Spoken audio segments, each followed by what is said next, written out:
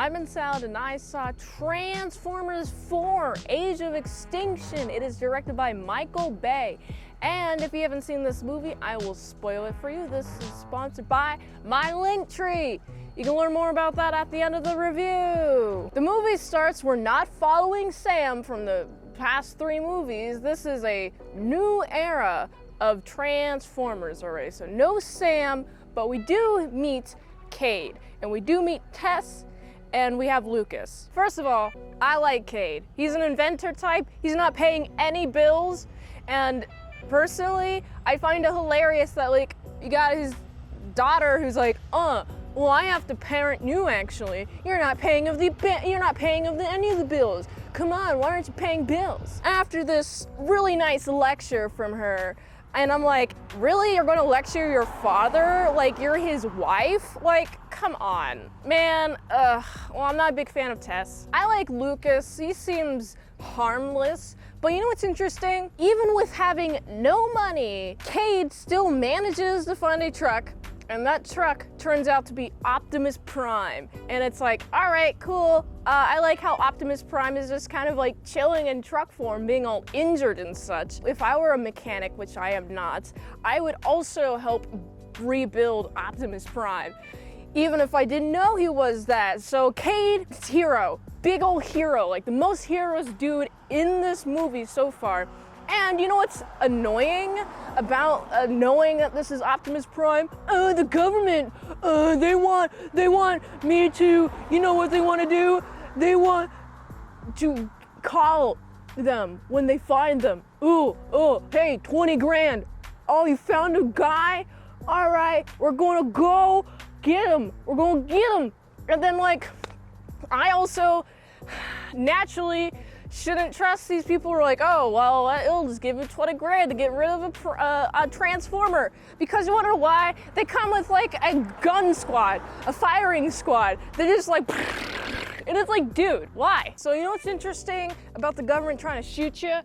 Well, they're able to escape. I like how they're able to escape a lot because it's like, man, imagine if you were in the situation and you're like, told, oh, we're just gonna give you money, and then you get like guns for it. It's like, first of all, why are they assuming that they're the enemy?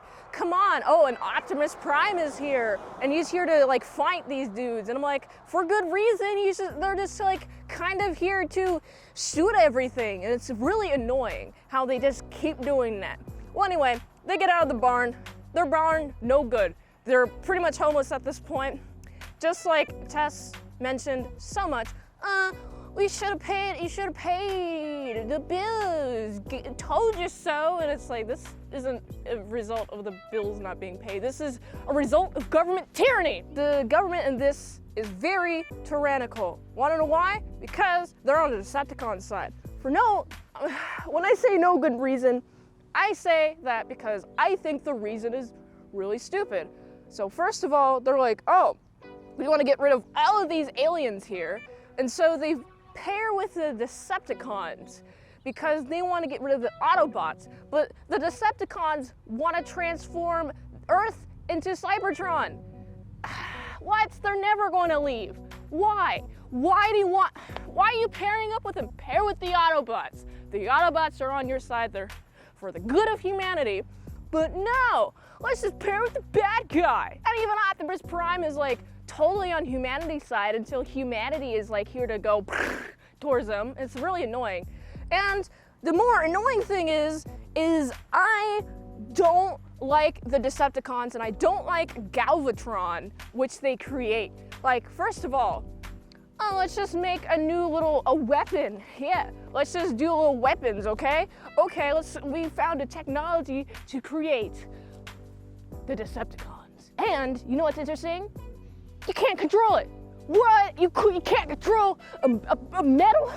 You can't control a metal that isn't even Earth? That doesn't belong to Earth? What? What? I didn't know that. I totally knew that. I wouldn't have even tried. But this guy's like, oh, we got a whole army. Oh, let's get rid of the military. And I'm like, first of all, do you ever think that maybe these robots will turn on you? But you think that actually you control them? No. You see this when you have Galvatron is like, all right, I'm gonna pretend to be under their control. But you know what I'm gonna do? I'm going to make sure that these humans, no more. I don't want these humans no here. I'm going to defy their orders, and then I'm going to look for a ship. A big old ship. I like the ship that he has, by the way. Very nice ship, but unfortunately, this ship is way too big. It's so noticeable. Why do you gotta have a ship so big? I mean, come on. You really want to have that ship just be, woo, yeah, I'm gonna have a big old ship, and I'm gonna carry all my nice Decepticon friends. And you know what's interesting about this movie's title, now that I think about it? The Age of Extinction. And I'm like, I think the title is really weird because it starts off with, oh, actually, the Cybertron dudes who are coming from Cybertron and are like, oh, it's this planet Seed. All right, no more dinosaurs. That's the age of extinction. Man, like, come on, really? I am not a big fan of this introduction because it's like, man, I feel so bad for those dinosaurs. I want to pet a dinosaur, okay? Where are they? If they're all extinct, and they're all extinct because of the Cybertrons? Oh man, that just sucks. Now, Shane is introduced just driving a car, and I really like Shane's character because Shane and Tess are dating, and Cade doesn't like that at all. Like, not at all. I find it weird that in the first movie, they never mention Michaela's age, but in this movie, they mention Tess's age like a lot. So now we have Cade, Tess, Shane are government, not enemies. I think they're mentioned explicitly as terrorists, and it's really interesting because they're just trying to help humanity. And the Decepticons are like, yeah, we tricked humanity into working with us, all right? And then we have like the Autobots. There's not a lot of them. There's only a few of them left. And it's really a sad sight that like the humans have really taken the Decepticon side, and for what reason, man? I didn't really like the reason that the humans took their side. But anyway, I really liked how in this particular scene where we have Tess, Cade, and Shane, and they're just kind of chilling out. And by the way, Lucas is gone. And there's a few scenes where they're chilling out and there's a lot of action. And then after all the action, there's a tiny bit of resting moments. But I felt like this movie more utilized a lot of like talking with like the characters to provide some exposition. Also, the Autobots provide more lore about like how the Autobots that were here 65 million years ago are actually basically Prime comes from them, and some of the Autobots that are on Earth also come from them, which is really interesting. And it makes me think like, I know they said like thousands of planets that they've colonized, but it's like, I wonder how many of those planets actually have supported life. I'm not gonna lie, unironically, this movie reminds me of like the diamonds in Steven Universe. It's just honestly the truth. They reproduce in like the same way. They just take over planets, inject a bunch of stuff, and then boop, there's a bunch of gems, and then they colonize the galaxy. That's how the gems reproduce in Steven Universe. Same way that these Transformers reproduce. Just something that I thought of that was really interesting. So I really like the ending part. So the ending part is we have Cade and Shane and Tess, and first of all, before I mention the end, I like how at the beginning, Cade was like, no, do not touch her at all right? No, Shane, you're not allowed to touch her. And then like towards the end, he's like, please take care of her, please. I have to protect her, but like I can't be next to her while I'm protecting her with a big old little gun. I like the little gun that is here. They got a little cool alien gun. Man, alien guns are pretty cool. Not gonna lie, I want some alien guns. It seems like these alien guns are the only things that will stop the Decepticons. I also find that the Autobots and the Decepticons are evenly matched with the power of, I'm gonna say friendship, because there's a lot of like team collaboration, nice plans that occur, more humans being involved. Cade and Tess and Shane are like the only humans that the Autobots really want to protect, okay? Optimus Prime and the other Autobots were about to ditch Earth, and their nice little speech was like, no, please don't. Please do not abandon Earth. You know, you guys appeared here 65 million years ago. I think you guys are entitled to protect Earth. And then they're like, okay. And they get rid of the Decepticons. Basically, Galvatron is just Megatron, but in a different body, and like has a big old hole in his chest. But he gets absolutely wrecked. And then like the ending is a pretty nice, sweet, heartwarming moment.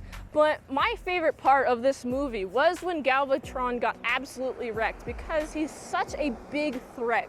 Humanity finally turns when they realize that Galvatron is such a big threat and cannot be controlled, and they need the Autobots' help, okay? And then Galvatron gets absolutely wrecked. Get him out of here. Don't need him. And I really hope that the humans learn their lesson.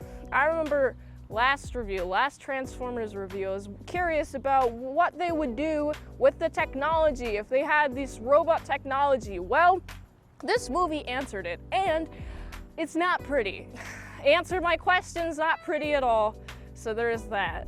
So ending of the movie was pretty nice and heartwarming. The movie in general, I felt it was easier to consume the plots for me, because it starts off with like, I don't know who these characters' names are, or who these characters are, where is Sam? And then we have Optimus Prime and Cade meeting, and it's like, oh, this is the first time that I remember Cade's name. And then like also they say their names a lot, which is cool. I like the little repeating the names so I can remember it, which is why I remember the names so strongly. And I find it interesting that even with like a ton of visual noise, as I like to call it, this plot, even with it being like 2.5 hours, is tighter than the last one, but also filled with a lot of robots smashing. And at some points, the amount of robots smashing is just too much. Just so much happening on the screen. Sometimes I'm not able to discern which Transformers are which, and a lot of the Autobots and a lot of the Decepticons, if they're not Galvatron or Optimus Prime or Bumblebee, they look the same to me, honestly, except for like the Decepticons have sharper features, the Autobots have rounder features. Those are the only difference between them. I forgot to mention the Dinobots, man. I like dinosaurs, right? Well, they gave me dinosaurs. We got some real old dudes, real old, I don't know what to call the species, because they're not like Autobots, they're not from Cybertron, but they are the species that's from Cybertron that has grown on Earth. So that's just very fun how they're like kind of forced to work with the Autobots and help save humanity, and it's with their help that they're able to defeat the Decepticons. So that's pretty nice. Overall, I think this movie was pretty meh. I think I like this movie just a tiny bit better than the last one, but I still had a lot of questions. Like there's some parts where I'm just like, wait, why is this happening? Like, why are you guys fighting? Why is the government here to not give you a check but give you a big old bullet in your brain? Like, seriously? And more questions that I had during the movie, but I definitely felt this is a turn off your brain movie and look at the cool robots fight and look at them dinosaur robots. That was cool. So I gotta give this movie, like I'd give it a solid 5.4. If you like this review, watch another one. YouTube really likes that. You can also like, comment, subscribe, share this video with everyone you know. The ultimate goal of this channel is for me to become an expert movie reviewer, so if I haven't reviewed on the channel, there's a chance I haven't even seen it all. If you'd like to request a movie in the comments below, you can do that. You can fast track a movie review at patreon.com/ASCpresents. $20 a month for one movie review for 1 month, $3 a month. How to draw Pokemon tutorials, posted at early and first, all at patreon.com/ASCpresents. And if you'd like to help support the daily grindiness for all these daily movie reviews, You can go to this link tree to find the way that you can help support the daily grindiness of all these daily movie reviews. So you can go here, and until next time I'm in South, so I'll see you later. Sour croutons and bacon bits. I'm gonna run backwards now. Hope nothing's behind me.